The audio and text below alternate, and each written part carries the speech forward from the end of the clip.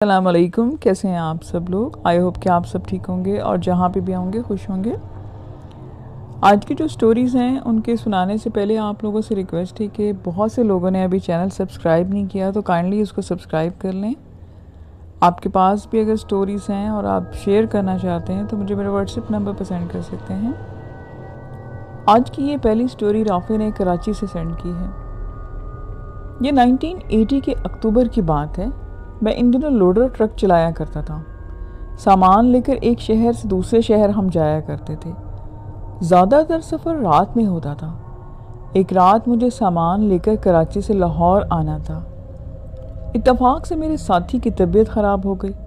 میں کام کو لیٹ نہیں کر سکتا تھا تو اکیلے ہی میں نکل پڑا۔ رات کے تقریباً 10 بجے کے بعد ایک ڈھابے سے کھانا کھانے اور چائے پینے کے بعد میں نے سفر میں تیزی پیدا کی۔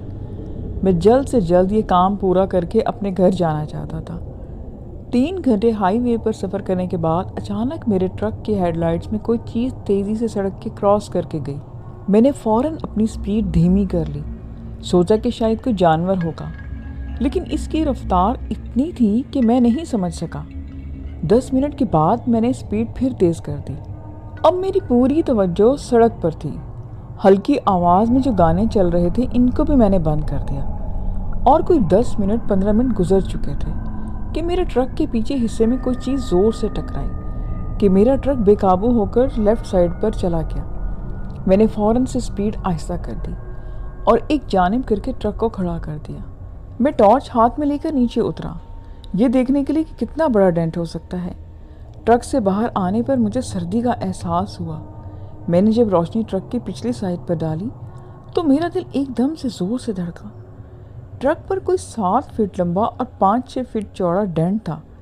اتنا بڑا کیسے ہو سکتا ہے؟ یہ سوال میرے ذہن میں آتے ہی مجھے عجیب سا خوف آنے لگا۔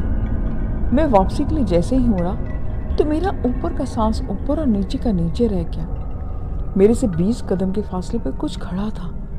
وہ 2 ٹانگوں پر تھا، جسم اس کا ریچھ جیسا تھا مگر رنگ سفیدی مائل۔ ٹارچ میرے ہاتھ سے گرتے گرتے بچی۔ سب سے خوفناک چیز اس کی آنکھیں تھیں، جیسے کہ دہکتے ہوئے انگارے۔ میرا جسم تو مانا کہ سن ہو گیا۔ مجھے احساس ہوا کہ میں ٹرک سے نکل کر بہت غلطی کر دی ہے۔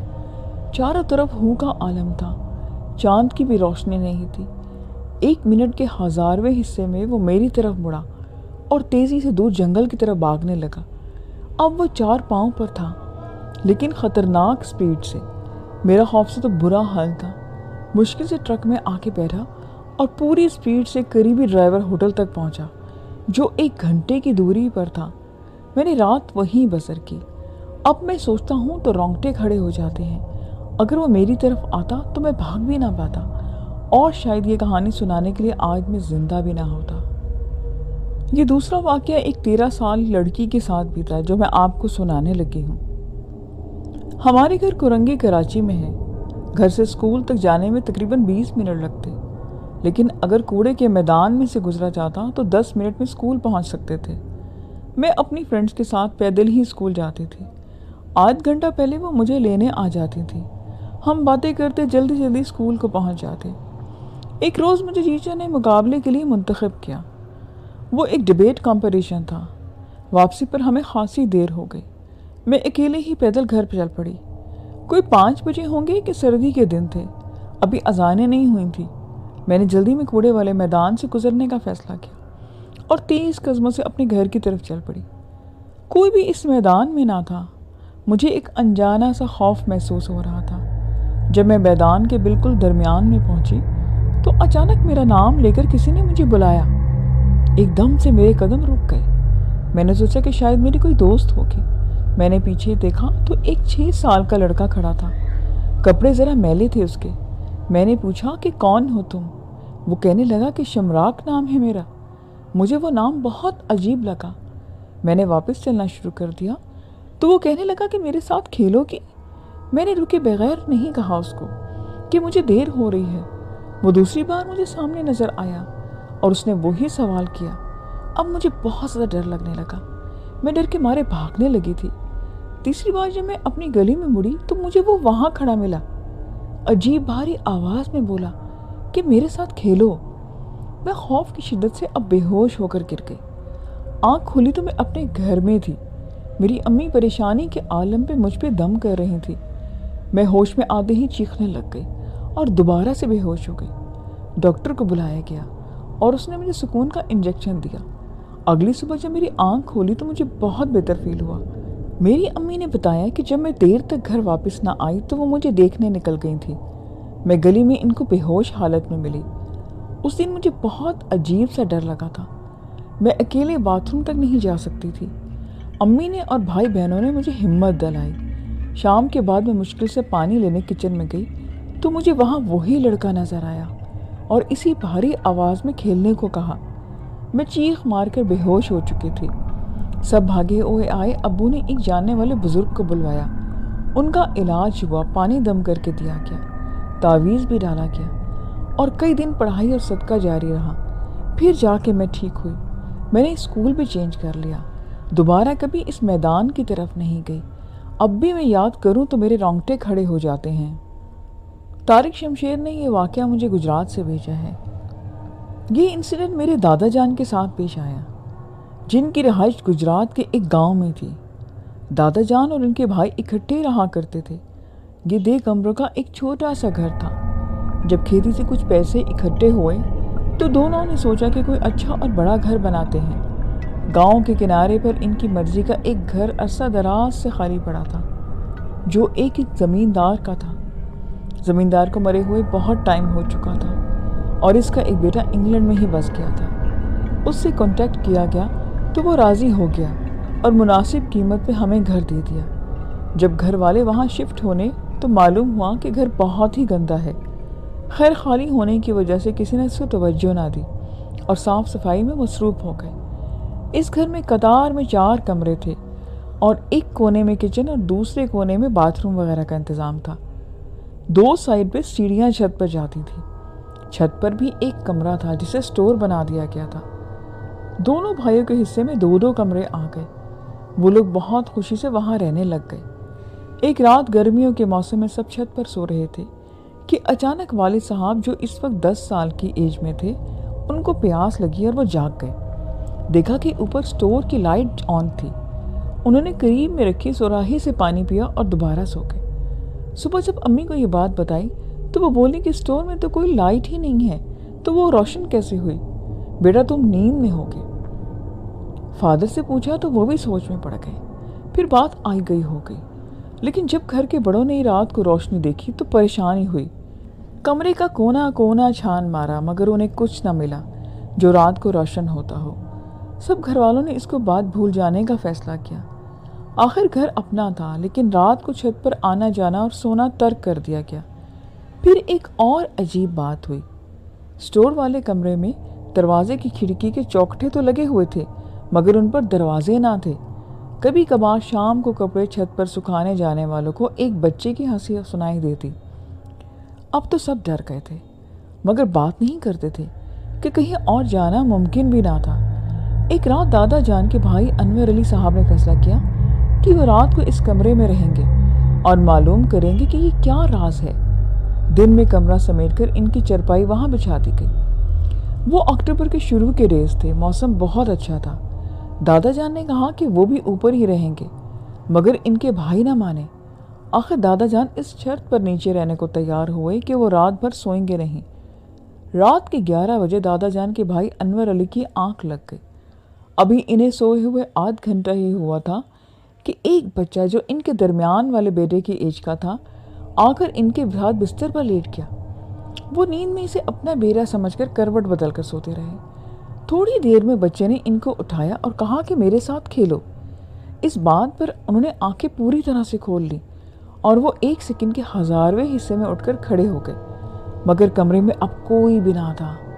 اب انہوں نے کمرے میں موجود لانٹین کی روشنی تیز کی اور کمرے میں غور سے دیکھا مگر کوئی بھی نہ تھا۔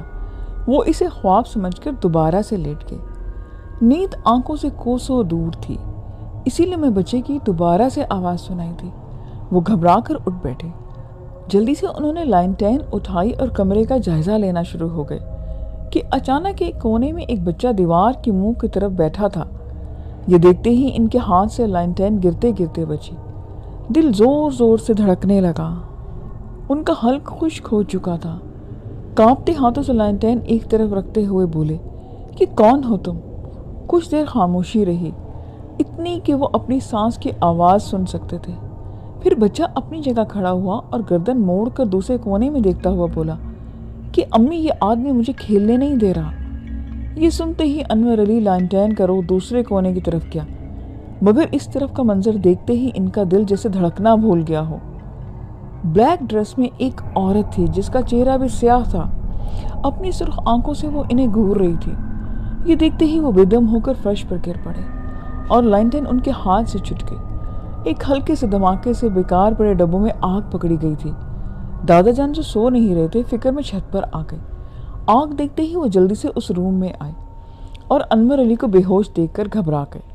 جلدی سے آگ پر پرانا بلینکٹ ڈالا اور انور علی کو کسی طرح سے چھت پر گھسیٹ کر لائے۔ وہ ان کو ہوش میں لانے کی کوششیں کر رہے تھے۔ دادی جان جو جاگ گئی تھی، بہت سب لوگ پریشان تھے۔ انور علی کو ہوش آیا تو سب کی جان میں جان آئی۔ اس وقت کس نے کوئی بھی ان سے بات نہ کی۔ نیکسٹ ڈے انور علی کو شدید بخار ہو گیا اور کچھ بھی نہ بتا سکے۔ دادا جان اس سچویشن کو سمجھ چکے تھے اور ایک اللہ والے بزرگ کو لے کر آئے۔ انہوں نے پڑھائی کر کر گھر کا حصار کیا اور انور علی کے لیے ایک تعویذ اور پانی پر کچھ دم کر کے دیا۔ پانی پلانے سے انور علی کا بخار تو ٹوٹ گیا اور ان میں ہمت بھی آ گئی۔ وہ اللہ والے بزرگ نے اوپر کے کمرے میں پڑھائی کی اور حاضری کروائی۔ معلوم ہوا کہ وہاں ایک جنات کی فیملی ہے جو کافی عرصے سے وہاں رہتی ہے اور اب وہ جانے کو تیار نہیں۔ بہت مشکل سے ان کو اس کمرے تک ہی ریسٹرکٹ کر دیا گیا، مگر اس جنی کو انور علی اب پسند آ چکے تھے اور وہ اس واقعے کے بعد کسی کو دکھائی نہیں دی۔ انور علی صاحب کبھی کبھی چھت کے کسی سے باتیں کیا کرتے تھے اور صبح گھر سے دور جنگل کے پاس ملتے، کسی کو وہ کچھ بھی نہ بتاتے۔ یہ سلسلہ ان کے مرنے تک جاری رہا۔ اس کے بعد دادا جان وہ مکان چھوڑ کر شہر آ گئے۔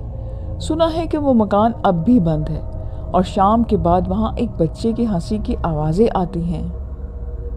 نیکسٹ انسیڈنٹ جو میں آپ کو سنا رہی ہوں یہ ان علاقوں کا ہے جہاں پر 2005 میں ایک بہت بڑا زلزلہ آیا تھا اور ان ایریاز میں بہت زیادہ نقصان ہوا تھا۔ ان دنوں میں فلاحی ادارے کے ساتھ منسلک تھا۔ یہ وہ کہانی ہے جو میں آپ کو سنا رہا ہوں۔ یہ ادارہ ہم دوستوں نے اور کچھ اور رچ فیملیز نے اپنی مدد کے تحت بنایا تھا۔ ان دنوں زلزلہ زدگان کی مدد کے لیے ہر شہر سے سامان پہنچایا جا رہا تھا۔ ہمارے ادارے نے بھی سامان کا ایک ٹرک وہاں بھیجنے کا فیصلہ کیا۔ ہم 4 دوست اور ایک بزرگ ڈرائیور کے ساتھ اس ٹرک میں بیٹھ گئے۔ ہم چلتے چلتے 8 سے 10 گھنٹوں کا سفر کر کے وہاں پہنچے۔ وہاں سامان دینے والے لوگوں کا تانتا بندھا ہوا تھا۔ لگتا تھا کہ پورا پاکستان وہاں مدد کے لیے آ پہنچا ہے۔ خیر ہم نے سوچا کہ ہمیں کسی آگے کی بستی کی طرف جانا چاہیے اور ان کی ہیلپ کرنی چاہیے۔ یہ سوچ کر ہم دوسرے راستے میں آگے روانہ ہو گئے۔ کافی آگے جا کر ہمیں ایک ایسا علاقہ ملا جہاں مدد کرنے والے افراد بہت کم تھے۔ ہم فوراً ٹرک ایک جانب کھڑا کر کے وہاں پہنچے اور زخمیوں کو ملبے سے نکالنے کی کوششیں کرنے لگے۔ میں نے دیکھا سب سے دور ایک شخص اکیلا ملبے ہٹانے میں بزی ہے، جیسے سب کی مدد کو لپکا ہو۔ وہ جس جگہ بھی اشارہ کرتا وہاں سے ایک زندہ انسان نکل آتا۔ میرا ایک دوست جو میرے ساتھ آ گیا تھا مدد کرنے کو، اس شخص کے چہرے پر ایک بہت عجیب قسم کی پراسراریت تھی اور سب سے بڑھ کر کے اس کی آنکھیں تھیں۔ جو وہ نظر ملاتا ایسا لگتا کہ جیسے روح میں جھانک رہا ہو۔ میں جوان ہوتے بھی گھبرا جاتا۔ ایک جگہ مایوسی سے سر ہلا کر بولا، دیر ہو گئی ہے مگر نکالو۔ ہم نے پتھر ہٹایا تو وہاں ایک آدمی کی لاش نکلی۔ ہم لاش کو سڑک کے کنارے لے کر آ گئے۔ ابھی کچھ اور لوگ بھی مدد کو آنے لگے۔ وہ شخص مجھ سے بولا کہ آؤ اس کی نماز جنازہ پڑھ کر اس کو دفنا دیتے ہیں۔ معلوم نہیں اس کے لہجے میں کیا تھا، میں ان کو انکار نہیں کر سکا اور اس کے ساتھ لاش لے کر قریبی جنگل کی طرف چل پڑا۔ لاش اس شخص نے خود اٹھائی ہوئی تھی اور وہ ہوا کی طرح چل رہا تھا۔ اس چھوٹے سے جنگل نما علاقے میں پہنچے تو وہاں اور بھی قبریں تھیں۔ ایک قبر تازہ کھودی ہوئی تھی۔ میں نے اس بات پر دھیان نہیں دیا اور سوچا کہ شاید لوگوں نے مرنے والوں کے لیے قبریں کھود کے رکھی ہوں گی۔ جب جنازہ پڑھنے لگے تو اس شخص نے کہا کہ اگر آپ برا نہ مانیں تو میں اپنے بھائیوں کو بھی بلا لوں۔ میں نے کہا کہ ضرور۔ اس نے پیچھے مڑ کر دیکھا اور کہا کہ آ جاؤ بھائیوں، اور اس وقت درخت کے پیچھے سے ایک باریش بزرگ نکل کے آ گئے۔ یہ دیکھنا تھا کہ خوف سے میرا رواں رواں کھڑا ہو گیا۔ वो शख्स बोला कि डरो नहीं, नमाज पढ़ो। मैंने इन दिनों शरई दाढ़ी भी रखी हुई थी और 5 वक्त का नमाजी था। खैर जैसे तैसे मैंने नमाज पढ़ाई और मैयत को इन्हीं कपड़ों में दफना दिया। इसके बाद वो तमाम भाई वापस दरख्तों में चले गए और वही शख्स मेरे साथ रह गया। अब मेरी आंखों के आगे अंधेरा छाने लगा था। वो बोला कि मैं आपको डराना नहीं चाहता था, हम कौम जन्नात हैं और हमें यहाँ आबाद हुए काफ़ी टाइम हो चुका है। हम 52 भाई हैं और मैं सबसे छोटा हूँ और मेरी एज इस वक्त 157 ईयर्स है। हम सब आपकी मदद करने के लिए आए हैं। ये सुनना था कि मैं तो बेतहाशा भागा और ट्रक के पास आकर गिर गया। मेरे साथ आए हुए बुजुर्ग और दोस्त सब परेशान हो गए। सामान देकर फौरी तौर पर हम वापस आ गए। मैं अगले 3 दिन बुखार में जलता रहा, मुझ पर दम दरूद होता रहा। इस तरह मेरी जान बचा ली गई। वो जिन नेक जिन थे और उन्होंने इंसानों की बहुत मदद की थी। उन्होंने मेरे साथ बहुत नरमी से बात की। वो सब बेहद खूबसूरत और लंबे चौड़े थे, लेकिन वो आंखें मैं अब तक उन्हें भूल नहीं पाया। रूह में उतरती हुई वो खौफनाक आंखें थीं। कोयटा से महविश ने आज की ये 2 लास्ट स्टोरीज भेजी हैं। ये बात आज से तकरीबन 20 साल पहले की है। मेरी अम्मी जो अब मर चुकी है और मेरे अब्बू ने एक घर देखा और इसे ख़रीदने का फ़ैसला किया। ये घर फैसलाबाद के एक मोहल्ले में था। खैर हम लोग वहाँ पर शिफ्ट हो गए। शुरू में सब ठीक रहा, फिर कुछ अजीब बातें होना शुरू हो गई। एक रात हम सब छत पर सोए हुए थे कि मौसम ख़राब हो गया। मेरे अब्बू साहब ने सबको नीचे कमरे में आने को कहा। मेरी सबसे छोटी बहन सबसे आखिर में आई। अचानक से इसकी नज़र पड़ी तो देखा कि दरमियान वाली बहन रूबी दीवार की तरफ मुंह किए खड़ी है। सादिया ने इसे भी नीचे बुलाया, मगर वो कुछ ना बोली और ना ही हिली। सादिया नींद में थी और वो नीचे आ गई। जैसे ही कमरे में पहुंची, वहाँ रूबी बिस्तर पर लेटी थी। सादिया ने पूछा कि तुम नीचे कब आई? तो वो कहने लगी, मैं तो आज ऊपर गई ही नहीं। इस बात पर सादिया बहुत डर गई। तो ऊपर फिर वो कौन था? इस रात के बाद मामलात में तेज़ी आ गई। जब बिस्तर खाली होता, रात को वहाँ कोई चादर ओढ़े सोता दिखाई देता। कभी रात में चूड़ियाँ खनकने की आवाज़ें आती। हमारी अम्मी मरहूम जो बहुत पढ़ाई किया करती थी, उनके बच्चे बचे रहे। फिर अचानक रूबी की तबीयत बहुत ख़राब हो गई। वो पूरी रात जागती और बिस्तर पर बैठी रहती, किसी से भी बात ना करती। लेकिन जब घर वालों में से कोई पूछता तो कहती कि कोई नहीं है, मैं खुद से बातें कर रही थी। लेटने से इसकी सांसें बंद हो जाती और वो बेहाल हो जाती। डॉक्टर की समझ में कुछ ना आया और इसी हालत में एक दिन वो अल्लाह को प्यारी हो गई। इसके मरने के बाद ये किस्सा खुला कि इस पर कोई जिन था जो घर के बिल्कुल पीछे शहतूत के पेड़ पर रहता था। मेरी बहन मेरी दोस्त थी, वो बहुत अच्छी थी और हेल्दी भी थी, मगर एक माह में ही वो चली गई। हमारी अम्मी रूबी के बेवक्त मौत से बेहद दिल बर्दाश्ता हो गई थी। हर वक्त इसे याद करके रोती रहती। मेरी बहन रूबी की उम्र सिर्फ 17 साल थी और वो मुझसे 2 साल छोटी थी। इस घर में मज़ीद कुछ वाक़यात होना शुरू हो गए। ऊपरी मंजिल पर 2 कमरे थे। एक रात जब हम सो रहे थे तो मेरी बहन सादिया की आंख खुली। इसे प्यास महसूस हुई और मैं नीचे आने लगी तो देखा कि सीढ़ी के आखिर में कोई खड़ा है। उसने गौर से देखा तो सफ़ेद कपड़ों में एक औरत खड़ी थी। इसकी शक्ल देखकर इसके मुंह से चीख निकल गई। सब इसकी आवाज़ सुनकर जाग गए और सादिया के पास आए। इसके हवास बहुत ख़राब थे, वो बोल भी नहीं पा रही थी, इसीलिए इस मामले को दबा दिया गया। अगले दिन ये बात डिटेल से बताई गई। खौफ सब बहन भाइयों के दिल में था, मगर सब बहादुर बन रहे थे। अगले ही दिन मगरिब के बाद मेरा भाई किसी काम से ऊपर के कमरे में गया तो इसे महसूस हुआ कि कोई इसे देख रहा है। उसने खिड़की की तरफ नज़र दौड़ाई तो लगा पर्दे के पीछे कोई खड़ा है। पहले तो इसे डर लगा, फिर ये सोच कर कि कोई बहन शरारत कर रही है, उसने जैसे ही पर्दा हटाया एक स्याह साया निकलकर गायब हो गया। अब तो खौफ से इसका बुरा हाल था। वो आयतल कुर्सी का वर्द करता फौरन नीचे आया। इसके पसीने छूट रहे थे और जिस्म गर्म था। उसने फौरन पढ़ाई की और दम करके पानी पिया। इन्हीं दिनों हमारी अम्मी की तबीयत बहुत ख़राब रहने लगी। हमारे अब्बू बहुत दीनदार आदमी थे। मोहल्ले वाले इन्हें सूफ़ी साहब कहकर बुलाते थे। उन्होंने जान लिया कि ये घर भारी है, इसलिए वो एक बुज़ुर्ग जो कि इनके वाकिफ़कार थे वो घर लेकर आए। उन्होंने आते ही बताया कि इस घर के नीचे कब्रें हैं जिनको तोड़ के ये घर बनाया गया है। हमने वो घर ऐसे ही ख़रीद लिया था। उन्होंने बताया कि घर के पीछे जो शहतूत का पेड़ है اس کا پھل ہرگز نہ کھائیں، وہ مخلوق وہاں ہی رہتی ہے اور اسے یہ پسند نہیں کہ ہم سب بہن بھائی یہ سن کر بہت ڈر گئے۔ ہم نے اس گھر سے بہت پھل توڑے تھے اور ایک ایک بالش کے شہتوت اور میٹھے شہد تھے وہ۔ میں بھی سوچتی ہوں کہ پچھلے وہ گھر والے شہتوت اور اس کے ارد گرد کا احاطہ چھوڑ کر اپنا گھر کیوں نہیں بنایا، اور وہ لوگ اس کا پھل کیوں نہیں کھاتے۔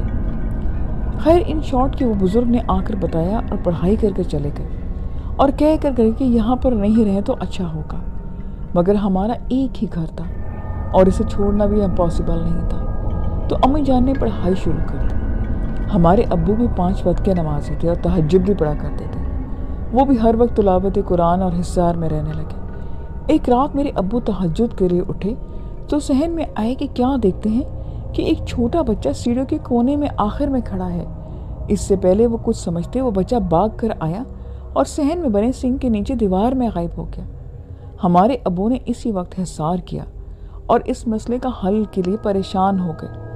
اس کے بعد تو انہوں نے ان بزرگ نے ہم سے بہن بھائیوں کے تعویذ اور پڑھائی پڑھائی۔ ہم بھی روز وہ کام کرتے جو وہ کہتے، لیکن میری امی کی حالت اب بگڑنا شروع ہو گئی تھی۔ وہ غم کے اثرات میں بہت کمزور ہو چکی تھی اور بیمار ہو کر ہاسپٹل جا پہنچی۔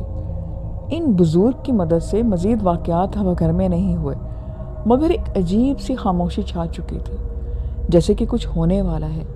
سب پریشان اور ڈرے ہوئے تھے۔ 1 سال ایسے ہی گزرا۔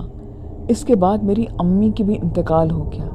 نہ جانے بیماری تھی یا غم یا گھر کا مسئلہ، ہم آج تک نہ سمجھ سکے۔ اب تو امی جان کے مرنے کے بعد یہ ناقابل برداشت غم تھا۔ ہم بہنیں اور بھائی غم سے برا حال تھا۔ 1 سال کے اندر دوسرا حادثہ جو اس گھر میں ہوا تھا۔ امی جان کے چہلم تک کوئی ناخوشگوار بات نہ ہوئی۔ چیلم کے تیسرے روز میں اکیلی بیٹھے پڑھائی کرنے میں بزی تھی کہ وہ میں نیچے ہی لیٹ گئی۔ رات کے پچھلے پہر چوڑیوں کی آواز سے میری آنکھ کھلی۔ جہاں بھی دیکھتی آواز وہیں سمت سے آنے لگتی۔ میں کروٹ بدل کر سونے لگی تو میری کمر پر کسی نے زور سے گھونسا مارا۔ میری آنکھیں پھٹ گئیں اور دل اچھل کر جیسے حلق میں آ گیا۔ میں آیت الکرسی کا ورد کرتی تیزی سے اوپر کی جانب گئی تاکہ سب گھر والوں کے ساتھ جا کر لیٹ سکوں، مگر صبح تک مجھے نیند نہ آئی اور میرا دل عجیب انداز میں گھبراتا رہا۔ چیلم پر وہ بزرگ بھی موجود تھے جنہوں نے پڑھائی کی تھی۔ کچھ دن کے بعد وہ ایک اور بزرگ کو لے کر ہمارے گھر آئے۔ ہمارے ابو نے انہیں اوپری منزل میں لے کر گئے۔ ہم سب کو اوپر آنے سے انہوں نے سختی سے منع کر دیا۔ اوپر نہ جانے کیا معاملات ہوئے کہ میرے ابو نے آ کر بتایا کہ انہوں نے جن کو حاضر کیا اور پوچھا کہ وہ کیا چاہتا ہے۔ وہ جن اس درخت میں رہتا تھا اور وہاں امن سے رہنے پر راضی ہو گیا، لیکن اس شرط کے ساتھ کہ اس گھر کو کوئی نقصان نہ پہنچائے، نہ اس درخت کا کوئی پھل کھائے۔ اس کے بعد ان بزرگ نے قبروں کی نشاندہی کی جو نیچے والے کمرے کے لیفٹ سائڈ پر تھی۔ اس حصے کو بیٹھنے اور لیٹنے کے لیے مستقل بند کر دیا گیا۔ پہلے وہ وہاں نہیں جاتے تھے، ہم وہاں اس قبر کے نشین رہتے تھے اور ان کی مدد لی گئی۔ وہ بزرگ تھے اور اللہ کے چاہنے والے تھے، ہر چند کے مر چکے تھے، مگر ان کا کچھ دائرہ ضرور تھا۔ ان کی روح کے لیے ایصال ثواب پہنچا کر ان سے درخواست کی گئی کہ اس گھر میں رہنے والوں کا خیال رکھیں اور اس جن کے شر سے محفوظ کریں۔ اللہ کے حکم سے بعد کچھ حالات اب عجیب نہیں ہوئے۔ رات کو گھر میں مین ڈور کی کنڈی خود بخود بند ہو جاتی۔ کھانا بنا کر رکھتے تو ایک پلیٹ میں نکل آتا جسے ہمارے ابو خیرات کر کے دیتے۔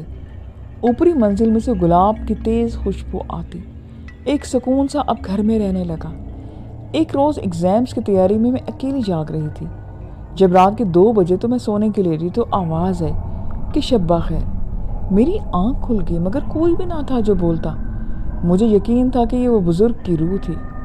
اب بھی اس گھر میں میرا بھائی اور اپنے بیوی بچوں کے ساتھ رہتا ہے۔ ہمارے ابو کا بھی انتقال ہو چکا ہے اور گھر کی بیک سائڈ پر شہتوت کا درخت اب بھی موجود ہے۔ اس طرف ہمارے گھر کا کوئی کھڑکی اور دروازہ نہیں کھلتا۔ چھت پر جانے کی ہمیں اجازت نہیں، لیکن شہتوت کے درخت پر ایک موٹا سا کالا بلّا آج بھی دیکھا جا سکتا ہے جو نیچے کی جھاڑیوں میں روپوش ہو جاتا ہے۔ لسن، یہ آج کی سٹوریز تھیں۔ آئی ہوپ کہ آپ کو اچھی لگی ہوں گی۔ پھر نیکسٹ ویڈیو میں ملیں گے نیو سٹوریز کے ساتھ۔ اپنا خیال رکھیے گا۔ مجھے اجازت دیں۔ خدا حافظ۔